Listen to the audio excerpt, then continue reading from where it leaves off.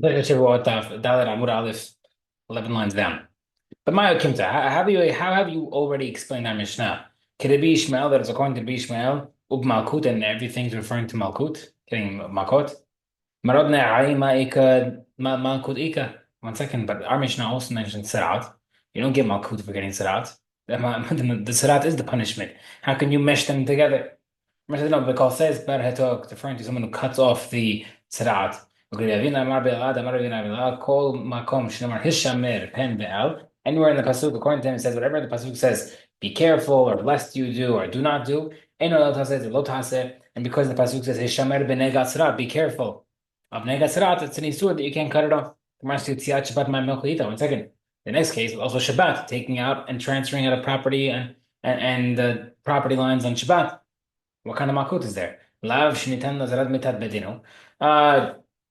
Hilul Shabbat is an asur that has mita bedin. Right? You get someone gets sekila for going against Shabbat. But b'chol tam shel bedin in lokim 11, therefore it's not eligible for makut in that situation. The Gemara says mishum lahachi kol makim. That's why we held like a Bishma. The Amar he holds lav shnitan nazarat mita bedin. Lokim lav he holds you can get makut. We said if it happened for that, you would then what? Twitch to Rabbi Akiva. You would hold like if it hadn't happened for that, you would say, "Oh, that's why we hold like Rabbi Shmuel." Otherwise, you would have held like Rabbi Akiva. The problem is kashay yediot. We said before we had a stira that we couldn't formulate the Mishnah according to Rabbi Akiva because he holds that you're not chayav for tum'ah in all four cases, like our Mishnah mentioned. He said that in the case where you are not sure that it was Bet Mikdash or not sure that the item was tameh, which is the secondary ways of the idiot, the awarenesses, he holds your patur. That doesn't fit with our Mishnah. So what do you mean? Oh, this is why it has to be Rabbi Shmuel. We already know that it can't be Rabbi Akiva. Right? So yeah, that's the case. There has to be Malkut according to Rabbi Shmuel. Yediot hatraot mi'ba'ile. It should have said the awareness of Tuma. It shouldn't have said, sorry, it should not have said awareness of Tuma. It should have been the warnings of Tuma. Meaning that the concept is not about being aware when the Tuma happened. It would more be about the warnings of Tuma that it would be when would you be Chayav Malkut? You can say, yeah, awareness and warnings of Tuma. That's the case that's referring to Malkut.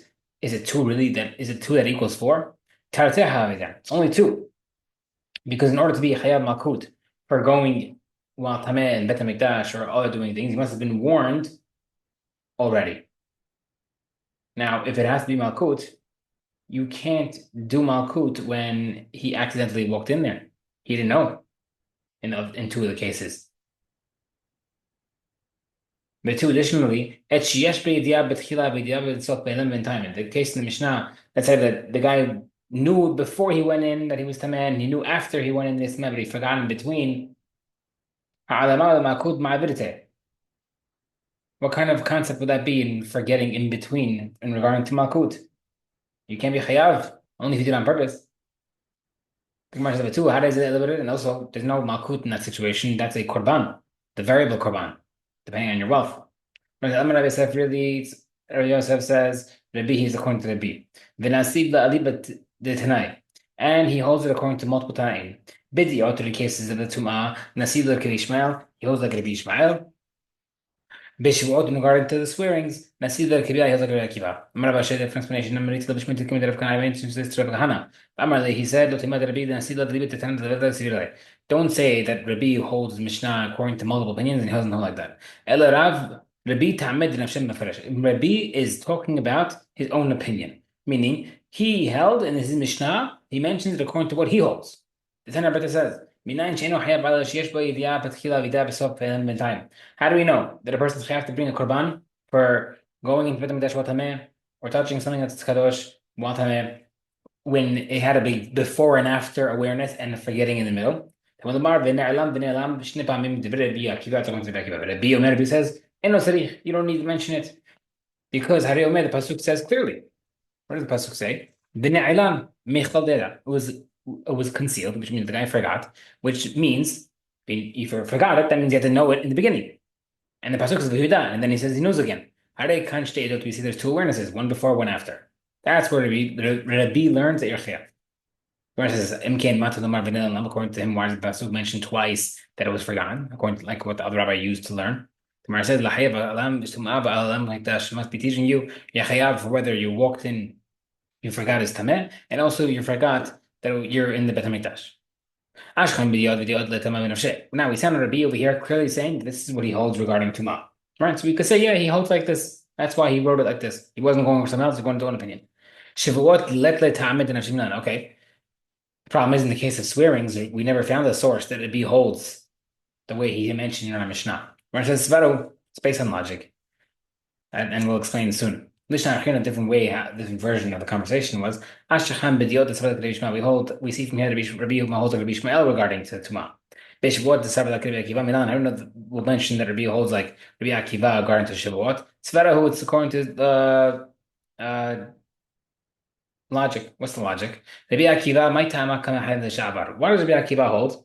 You're to bring a korban if you're swearing falsely on something that already happened. The guy swore, I didn't eat the bread, and he did eat the bread. That is because he learns inclusions and exclusions. And Rabbi also learns inclusions and exclusions from the Pesukim. Right? Because there's two ways of learning Pesukim. When the Pasuk either includes something or excludes something. And also when the Pasuk sometimes generalizes and also specifies. So the Pasuk mentions a person swears to do bad or good, or anything else the guy might swear. So if the Pasuk starts off, if a person swears, that's very general. To do bad or good is very specific. And then this is another Pasuk of, or any type of swear is very general. So let's see. The Tana says, a person can redeem the firstborn of a human, right? Pidyon ben. Anything worth 5 shekalim, except for loan documents. Right? So if the one owns I owe you 5 shekalim, you can't use that document that I owe you money to give it to the Kohen. Anything can be used worth 5 shekalim, except for slaves, documents, and land. How can it be only excludes loan documents? He holds inclusions and exclusions. Pasuk says, you shall redeem the son 1 month later. Riba, the Torah says, sounds like it can use anything. And the Torah then limits it. And it says only 5 shekalim silver can be used. Then the Pasuk also says that you can redeem. Therefore, you seemingly include anything. Therefore, riba umi'at v'riba riba bako. When the Torah has included, excluded, then included, it includes everything. My riba sounds like it includes everything. So it includes anything that has value, except for documents, because documents themselves inherently don't have value. Hachamim, however, learn when the pasuk generalizes, then is specific. The Torah generalized by saying that you could redeem your 1-month-old son. Pasuk then says, Perat, it specifies 5 shekels silver. Tifdeh, redeem him. Hazar klal, another generalization. Klal protokol yetadan elek b'kena prat. And when you have a klal protokol, we learn from the Torah, you can only learn and include things that are similar to the specific item. Maha prat, just like the specific silver, it's movable, right? It's a coin. And it's also valuable. Also, anything else has the same characteristics can be used to redeem the boy. Therefore it excludes karkaot, land, because you can't because you can't move it. Slaves are also in many halachot are considered like land as well. And also loan documents are excluded because even though they technically can be moved, but they don't have actual value in themselves. So Ravina says, does Rabbi really hold of Rebu and Mi'ot? And that's why you're trying to say everything fits according to him. We see elsewhere that Rabbi holds of klal pratu klal, and therefore maybe he would hold like Rabbanan.